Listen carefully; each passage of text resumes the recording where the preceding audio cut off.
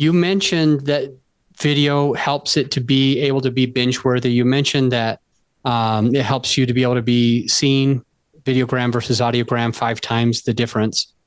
And you mentioned that you have to have good audio quality if you want to be binge worthy. Earlier in the episode, you mentioned like not very many people are going to decide to listen to dozens of your episodes if you have. So not going to happen. With that in mind, what are the top 2, 3, 4 things that we might need to do if we want to have our content binge worthy? Right. So to have binge-worthy content, you need to think about the fact that I want someone to listen to as much of my advice as possible. Because before I know it, they're quoting me to other people, which is sharing my show with more people. But they're also thinking about, Tracy wouldn't do that. Adam wouldn't do that. Like they're thinking about it in their head. What would Adam do? And the next thing you know, they're buying from you. That's where we want to get to, this place where they've decided they must buy from us. They must follow us. They must join our group, our communities, our memberships. They must do it because we've gotten in their head. And that happens in an audio way much faster than it does when we're following someone on social and we're interrupted by a bunch of other things, because it's so immersive. It's hitting us right in our brain center and our emotional center. And our voices, this is where AI will never replace us. Our voices and our emotions and passion for what we talk about cannot be faked. Our ears know the difference between a real human being and not. Now, that doesn't mean our dopamine wasn't raised and we were tricked into it. It can happen, but it can't happen in a long, sustained way. And that's the difference. So if I want someone to binge on me because I want them to buy from me, then I've got to make something worthy of that. And the best way for me to do that is to continually deliver value, to not be self-centered about what I'm doing and talk all about me.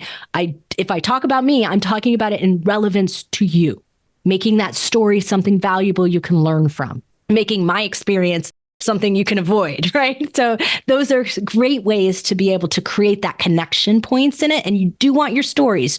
You want you to be a connection point to it in the process. But you also need to make sure that they're going to do something in a takeaway that's valuable to them, because once they get a success from something we mentioned, they're going to come back for more. And then they're going to rave about us to other people and say, it's because of this that Adam said on his show that I became successful. That was the tipping point that changed my life. It was, and it isn't even if a guest says it, that's okay, because they're still attributing it to you bringing them that guest.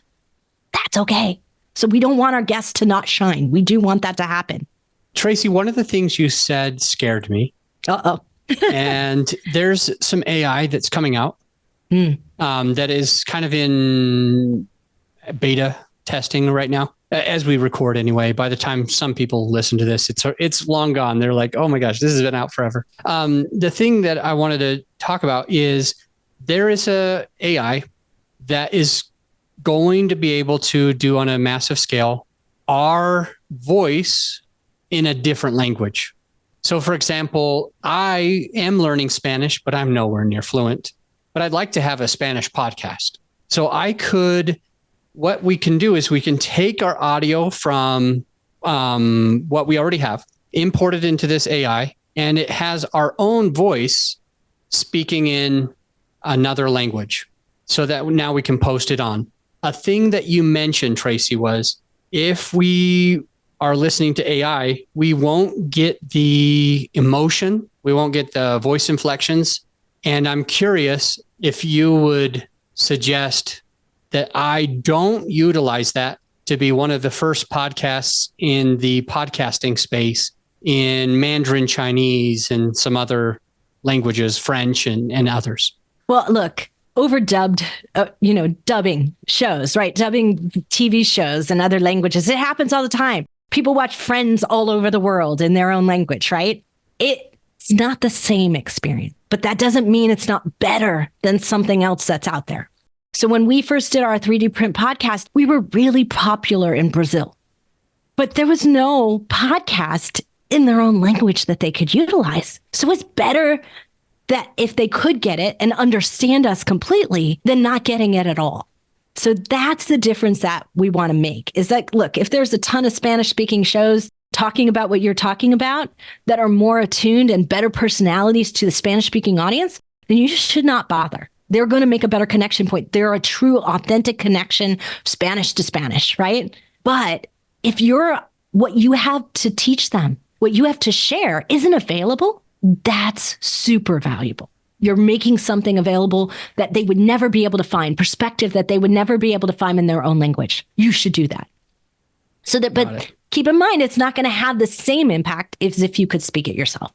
It's just not. To expect it to, it's not going to have the same return. Now, what I'm seeing right now from some of these tools is that they cost way more than producing your own podcast in English. And I would much rather you concentrate on making a great English speaking podcast if that's where your client base is coming from, than spend money to do something just to be the first to do it.